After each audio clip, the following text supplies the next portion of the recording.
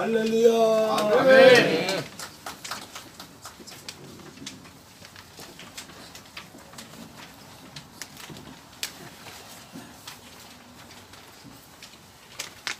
오늘 시편 말씀 중에 집을 세우는 자의 수고는 인간 개인의 가정적인 역사를 의미합니다.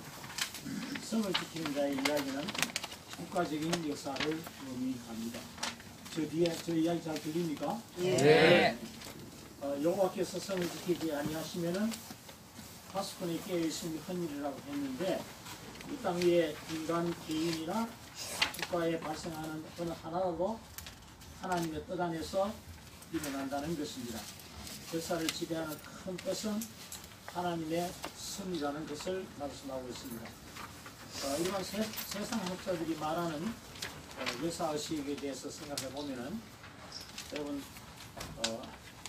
뉴욕 대학 출신인 알빈 토플러가 제3의 물결, 영어로 The Third Wave라는 책을 썼는데 그 책 가운데 사회적 부패가 새로운 문명을 탄생시키는 그런 바탕이 된다고 하고는 사회적 부패의 특징은 뭐를 말하냐 할 것 같으면은 극단적인 사회 분열과 격렬한 경제 동요와 파벌 간의 분열과 충돌의 심화가 있고 정치적인 난동과 폭력의 난무와 또 정치적인 서로 투쟁과 전쟁의 위험이 있고 제일 문제가 뭐냐 하면은 종교적인 부패가 제일 문제라고 했습니다.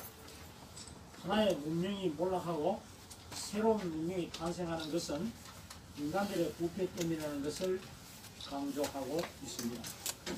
여러분 영국의 사학자 유명한 아놀드 토인비가 역사 연구, The Study of History라는 책을 썼는데 수백의 역사적인 사건에서 20개의 역사적인 사건을 연구한 결과 역사의 패턴을 발견했는데 그게 그 유명한 도전과 응전, Challenge and Response라는 학설을 발표했습니다.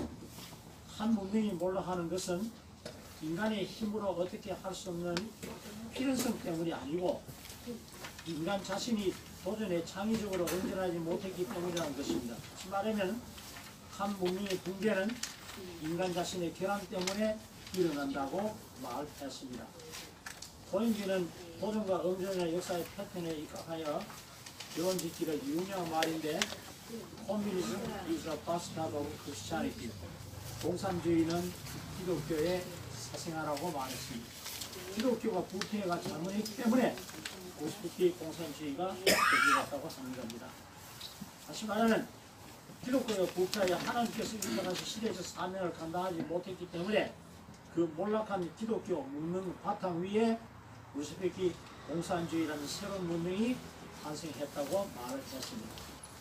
알빈 토플러와 아놀드 토인비가 공통적으로 전달하고자 하는 메시지는 뭐냐 할 것 같으면 기존 문명이 부패하여 그 사명을 다하지 못하고 붕괴하는 그 자리에 바로 새로운 문명이 탄생하게 되는 온상이라고 말했습니다. 예일대학 출신의 라인하우드 니버나 Beyond Tragedy, 비극의 피안에서 기독교인 신앙을 중심으로 해서 바벨탑 사건을 토대로 하여 기독교 역사의식의 패턴을 말했는데 창세기 11장 1절에서 9절을 보면은 인간들이 신할 평지에서 모여가지고 그 이름을 내기 위해 가지고 바벨탑을 쌓아가지고 그 꼭대기를 하늘에 닿게 그런 말씀이 있습니다. 인간들은 하나님을 떠나서 하나님 앞에 오만한 죄를 범하고 있습니다. 인간이 자신의 권력과 욕망에 참 위에 높은 탑을 쌓으면 쌓을수록 하나님과 멀어지고 결국은 무패하여 가지고 그 탑은 무너지고 비극적인 결과를 빚게 된다는 것을 말씀하고 있습니다. 라인하우드 니버가 말하는 기독교의 역사의식은 우리 일반 세상에 말하는 아놀드 토인비와 그 다음에 알빈 토플러가 말하는 역사의 패턴과 같은 맥락이라고 생각할 수 있습니다. 그 예를 하나 드릴 것 같으면은 나는 니버가 예를 들면 봉건주의와 중세 기독교에 대해서 예를 들었는데 기독교 사상이 가장 차량했던 기독교 문명은 13세기 유럽의 중세 봉건주의 사회 구조인데 로마 교황과 그 권위가 정치적으로 도덕적으로 유럽 전체에 다 미쳤습니다. 그런데 어그스테리에서 시작해가지고 토마스 아퀴나스 이래까지 900년 동안 가톨릭 문명이 세계를 지배했는데 신학은 물론이고 문학, 철학, 회화, 건축 모든 면에서 영향을 끼친 찬란한 빛을 발했습니다. 그러나 문제는 중세 봉건주의 귀족들과 기독교가 야합해가지고 자신들의 경제적, 정치적 이득을 추구하기 위해서 수많은 농노들을 희생해가지고 봉건주의와 교회가 우와 명예라는 영광의 탑을 쌓아올리기 시작했습니다. 계급 의식을 하기 위해서 교황이 있고 그 밑에는 주요, 사제, 성녀, 수녀, 박달성 등 말단에 이르기까지 모두가 다 부패해가지고 성직면회, 사치, 성적문란, 건당 배설, 남색, 심지어는 수관, 술주정, 살해, 우해축제 등 빠짐없이 죄를 지었습니다. 주교의 자리는 신앙의 업적에 의해서 결정되는 것이 아니라 온 연줄 정치적인 배려에서 주교가 선출되었습니다. 하나님의 사자라기보다는 악마의 제자들이었습니다. 정치적 업무는 마키아벨리의 권모술수를 감추는 정도였고 싸움질 너무나 해가지고 이교도가 쳐들어오는데 이 캐톨릭 교회 지도자는 자들이 뭘 했냐 할 것 같으면은 반을 위해 10명의 천사가 춤출 수 있느냐를 이 문제로 서로 피디 올리면서 논쟁을 올렸습니다. 교회 부패에 항의하는 사제들은 이단으로 몰았습니다. 그 결과 가톨릭 교회가 부패하고 문학의 소재가 되었는데 우리가 잘 아는 이탈리아의 르네상스 시대 지오바니 보카치오가 데카메론을 볼 것 같으면은 시골책을 하나를 두고 젊은 성녀와 늙은 수국 원장이 교대를 제며보고 그 젊어오는 자리를 다른 성녀들은 문통으로 엿보고 기득거리고 웃는 그런 것이 데카메론에 표현되어 있습니다. 르네상스 시대 작가 존 웹스터라는 분이 더체스 말피 공작 부인이라는 책을 썼는데 거기에 보면 기가 막히는 장면이 나옵니다. 정신병원의 정신병자들이 관을 내고 불효화음으로 찬양을 부르면서 찬송을 부르면서 행진하는 장면이 나옵니다. 관은 천주교회를 상징하고 정신병자들은 천주교 사제들을 상징합니다. 가톨릭 교회가 무너진 돌담 사이에 신교의 탁삭이 트기 시작했다고 말합니다. 또 한 가지 예를 들었는데 러시아 시대 차오 왕조와 함께 러시아 정교회가 어떻게 부패했는가를 우리 닥터 지바고에서도 잘 나타나 있는데 러시아의 니콜라스 2세 왕조와 러시아의 정교회가 너무나 부패해가지고 노동자 농민들을 착취하고 노동자 농민들은 땅 한 조각을 얻기 위해서 하루 종일 노동을 해야 했습니다. 교회가 제국의 앞잡이로 농민들과 노동자들을 전시하고 사제들은 술을 좋아하고 성적 욕망을 채우고 돈벌이에 열중했습니다. 그들은 방종하고 명예에 강하고 오만불순하고 당파심이 강하여 서로 싸움질을 했습니다. 여러분 1905년 1월 9일 우리가 너무나 아는 가폰 신문과 그리스도의 성상을 앞세우고 노동자들, 남녀, 어린이들이 황제 타너스를 제치하기 위해서 황궁으로 행진하고 있었습니다. 김하병 헌병들이 무차별하게 사격해가지고 그 많은 사람들을 죽였는데 이것이 우리가 소위 말하는 피의 일요일, 이거로 블러디 선데이라고 하는데 그 블러디 선데이를 바탕으로 해가지고 몰스피키 공산혁명이 일어나기 시작했습니다. 노동자 농민들이 노동자 농민이 노력해줄 것을 간절히 요청했는데도 농민 노동자들의 경제적 정치적 권리 신장을 위해 발언해주지는 않고 러시아 정교회는 성경을 이용해가지고 참 목사들이 잘하잖아요. 인용해가지고 백성들을 설득하는데 베드로전서 2장 17절을 하나님을 두려워하여 왕을 공경해라. 로마서 14장 1절을 인용해가지고 각 사람은 위에 있는 권세들에게 굴복하라.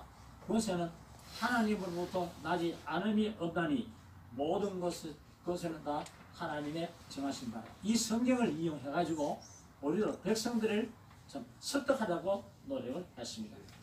노동자들의 시위에 진압하자, 시위 진압에 실패하자 말자 모든 책임을 우리가 잘 아는 유대인들에게 돌려가지고 여러분 우크라이나의 키예브 시 하나님만도요. 키예브 시도 제가 몇 번 가봤습니다. 그게. 그런데도 하나님 우리들 유대인들부터 구워 나서서 하고 유대인들 몇 명을 중에 1,500명을 한 도시에서 죽였습니다.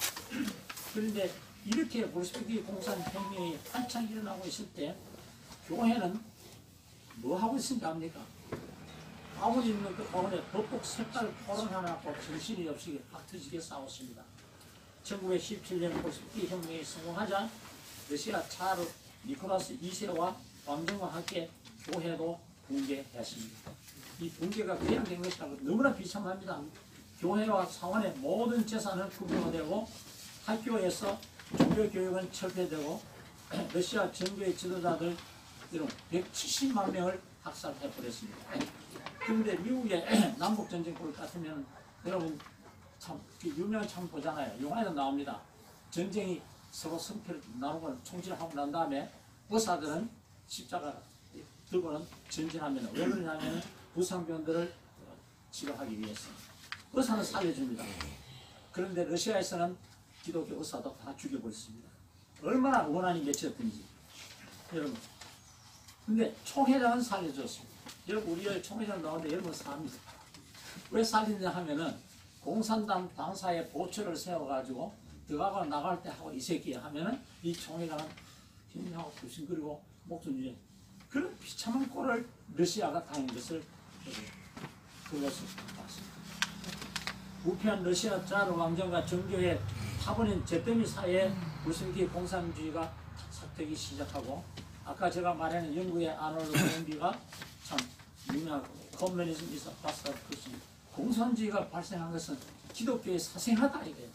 기독교가 잘못했기 때문에 공산주의가 태어나는데 오늘 우리가 3.1절 참 예배를 보는데 우리 기독교가 어떻게 잘하느냐 못하냐에 따라서 국가가 잘 되느냐 못하느냐 달렸다 이 얘기입니다.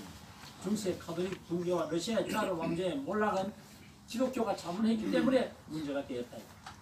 오늘 한국 교회 현실을 간단히 생각해 보면은 정교조 반미 반기독교 김일성 김정일 주체 사상의 명령 내리기를 이제 반미 반기독교 하는데 반기독교 하기 위해서는 뭐냐?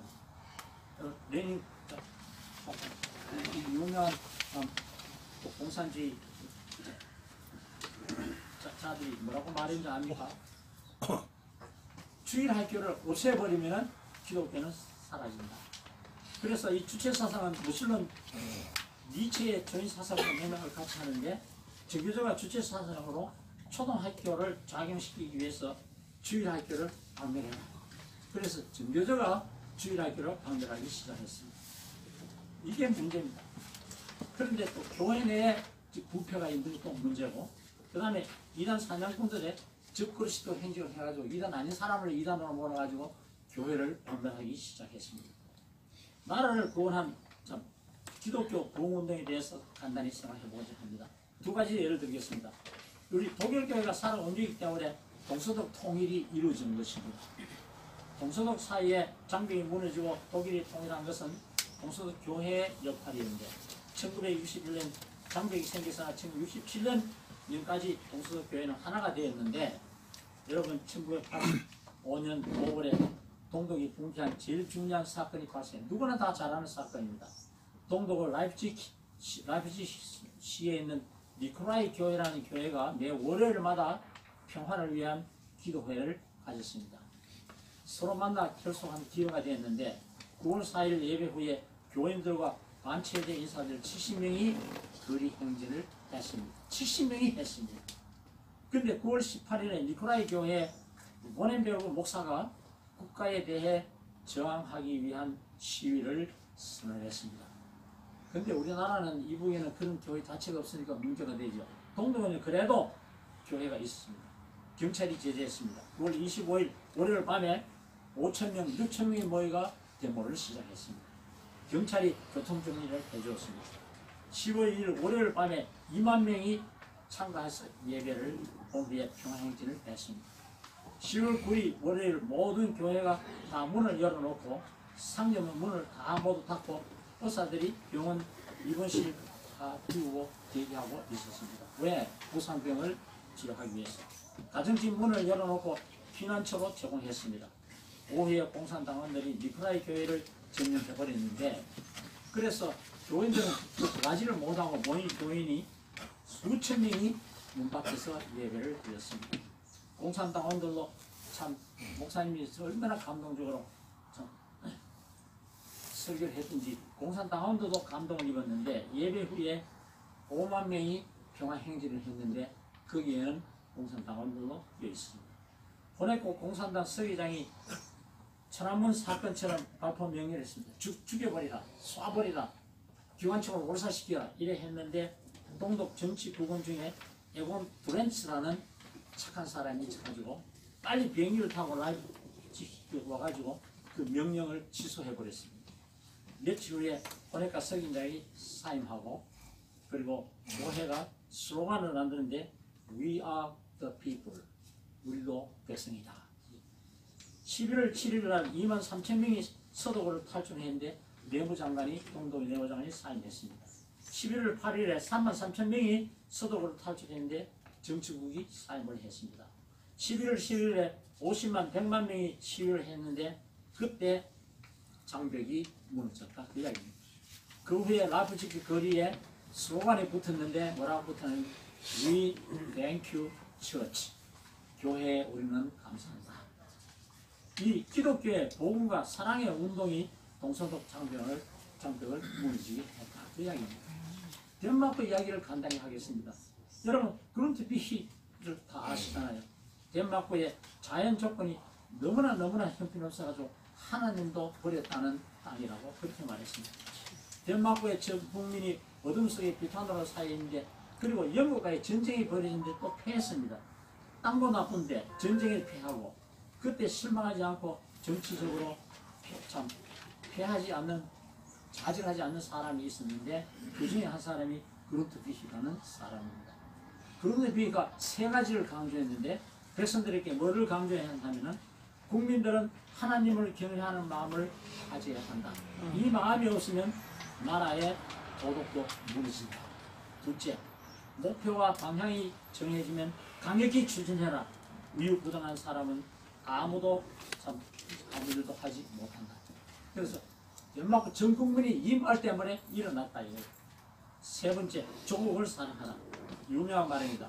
덴마크를 사랑할 줄 모르는 사람이 하나님을 사랑한다는 것은 거짓말이다. 믿을 수 없다. 이렇게 말했습니다.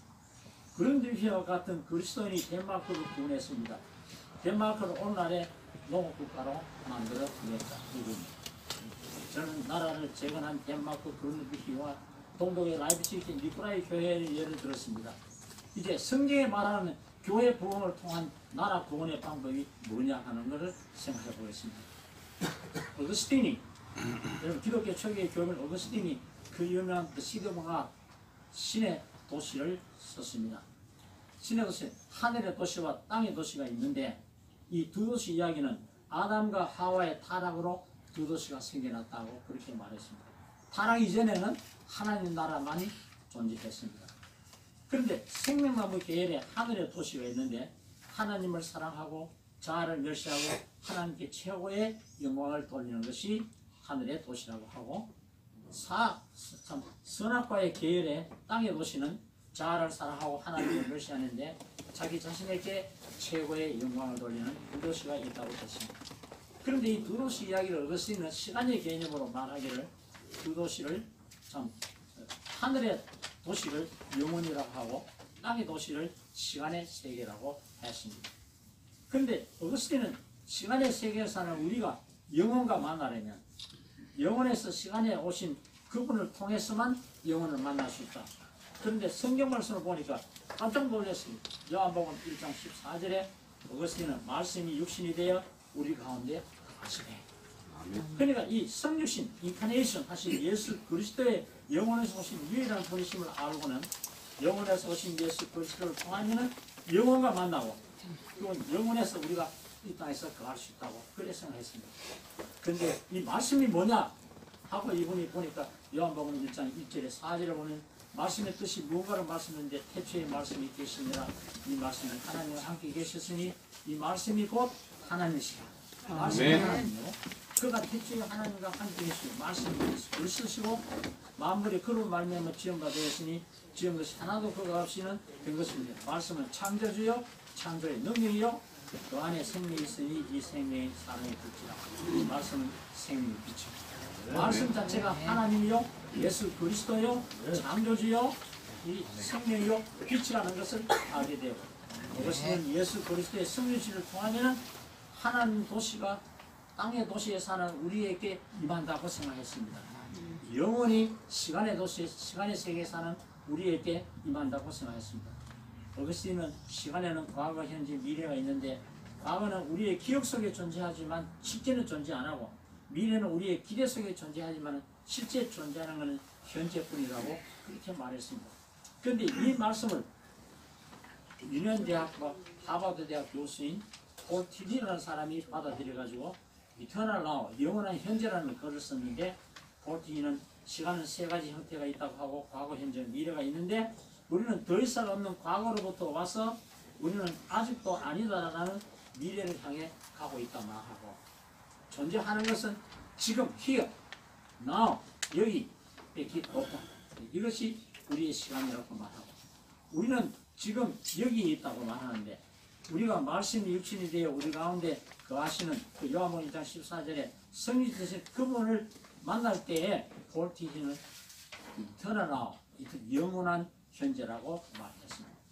영원에서 시간에서 오신 그분을 만날 때를 영원한 현재라고 했습니다. 영원한 현재는 하늘의 도시와 땅의 도시 우리에게 임재하는 때, 영원한 현재는 영원히 시간의 세계에 우리에게 임재하는 때를 말하고 영원한 현재는 우리가, 여러분이, 제가 영원자신 예수 그리스도를 만나는 때입니다. 하나님 나라가 하나님 도시가 영원히 우리에게 임하는 때를 영원한 현재라고 말했습니다.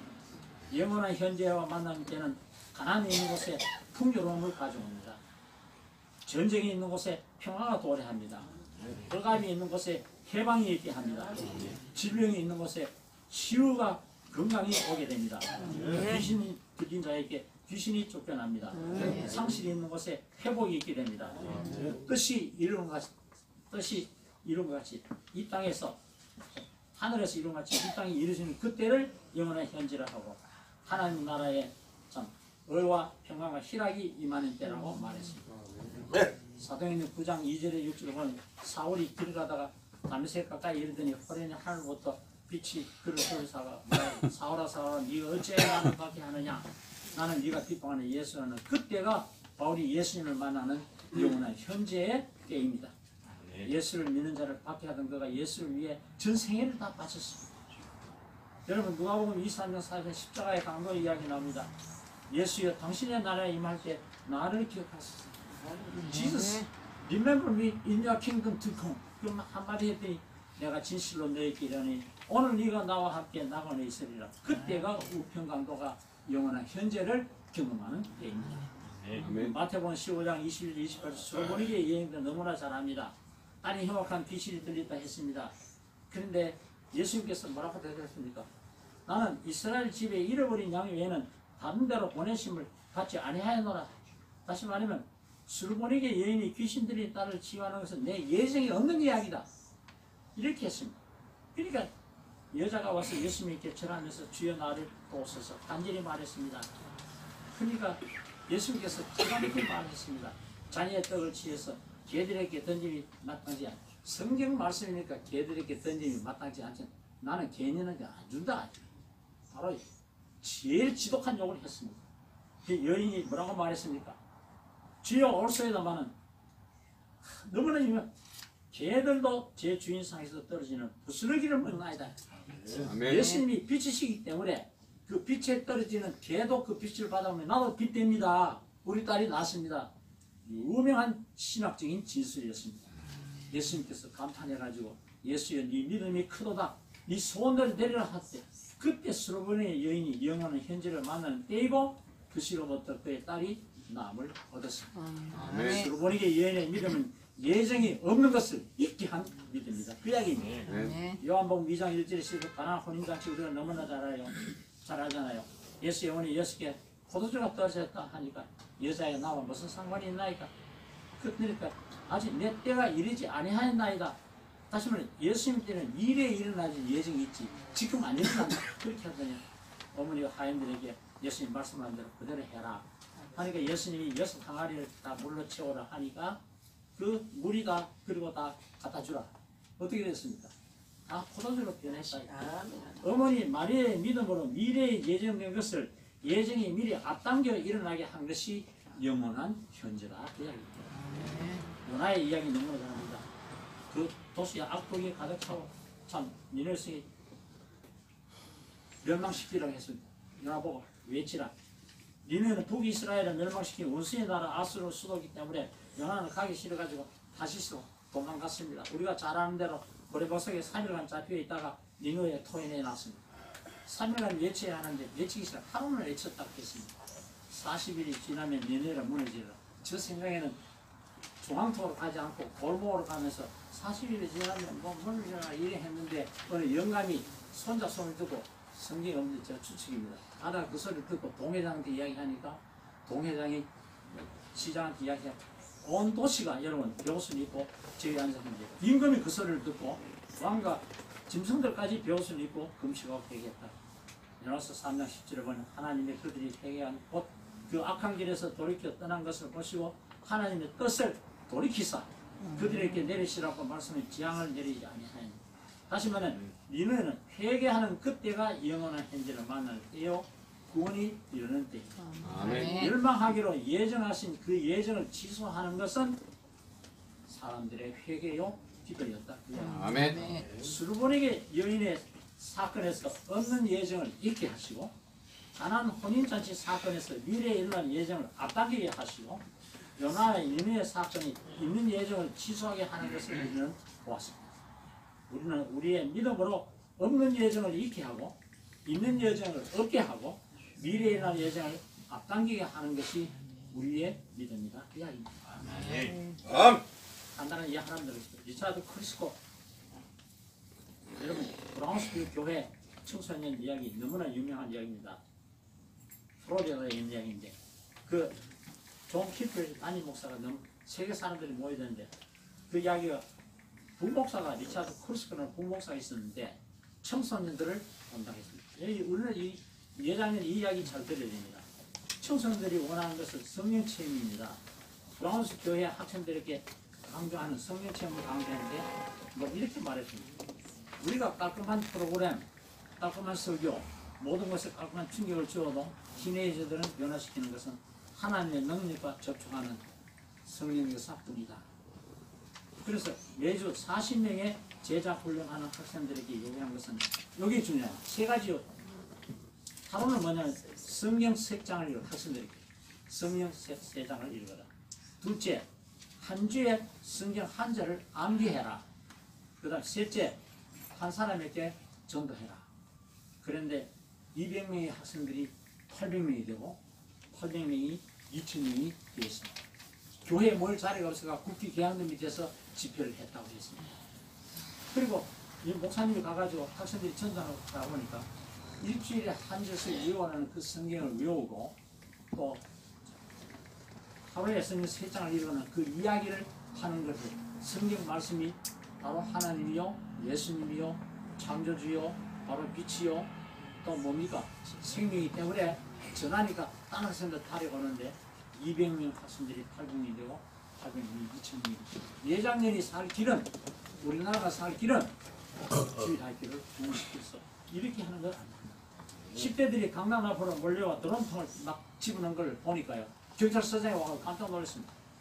교회, 담배, 콘돔, 마리화나 봉지, 각종 마약, 복권, 유행가 CD 이런 걸 가득 채워놓고 다 버리고 빼기를 했는데 경찰서장이 말하기를 이것은 정말 놀라운 일입니다.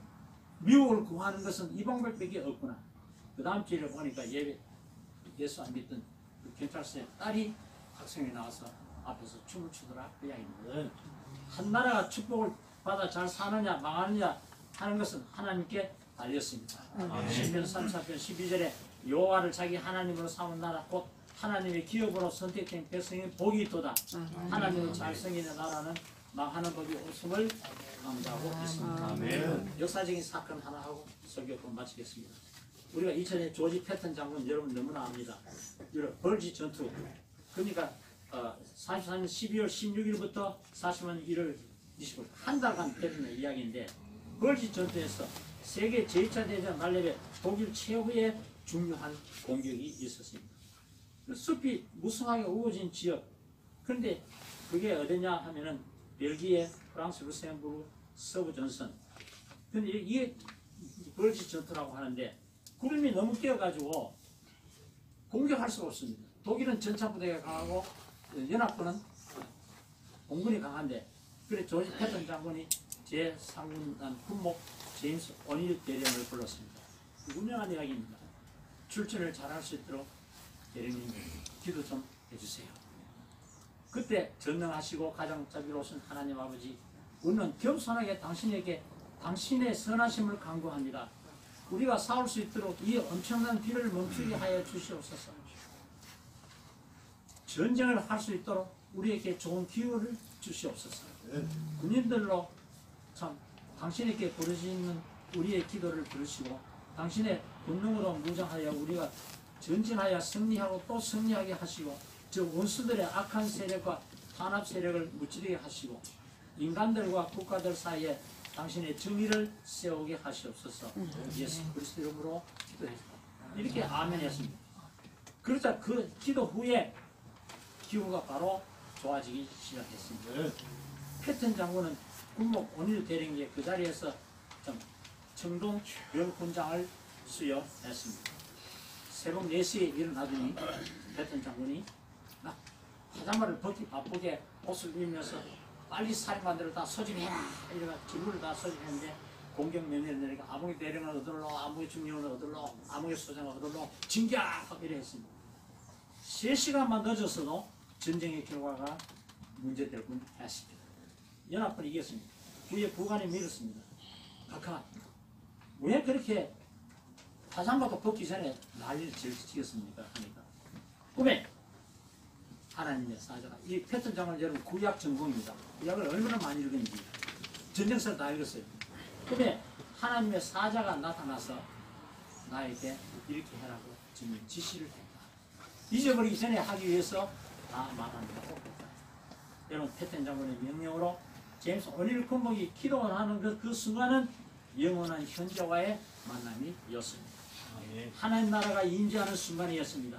세계를 나치의 악의 세력을 항복시키기 시작하는 역사를 바꾸는 시작이었습니다. 여러분 결론 내립니다. 오늘 예장년에 속한 교회가 영원한 현재와 만나는 때가 되시기를 축원합니다. 중요한 것은 우리가 드리는 이 예배 하나님 나라가 임재하여 뜻이 하늘에서 이룬 같이 이 땅에서 이루어지게 하시고 말씀이 육신이 되어 우리 가운데 거하시는 그분 영원한 현재와 만나는 때가 되시기를 축원합니다. 그리하면 우리 교회가 강한 교회로 번영과 영광을 누릴 수 있고 가난으로 힘겨운 삶을 사는 분들이 풍요로움을 누리게 되고 갈등으로 고된 삶을 사는 분들이 평화 사랑을 누리게 되고 질병으로 고통을 당하는 분들이 치유와 건강을 누리게 되고 귀신 들린 자에게 귀신이 쫓겨나고 상실이 있는 곳에 회복이 되고 하나님 나라의 의와 평강과 희락이 우리 예장년 교회에 임재하게 되고 그래야만 3.1 독립운동 같은 이웃국가에 점령되어 걸게 하는 일이 없을 것입니다. 우리 예장년이 성장하고 소문난 교회가 되기를 축원합니다. 예장년이 복음운동으로 남북이 통일되는 역사가 일어나기를 축원합니다. 예장년이 교회사에서 역사적인 한 페이지를 남기게 되기를 축원합니다. 기도합시다. 할렐루야. 이 시간 하나님 우리와 저희들에게 우리 하나님 나라가 저희들에게 임재하시고 영원히 시간 속에 사는 저희들에게 임함으로써 저희들이 영원한 현재를 체험하는 축복을 누리게 하시옵소서.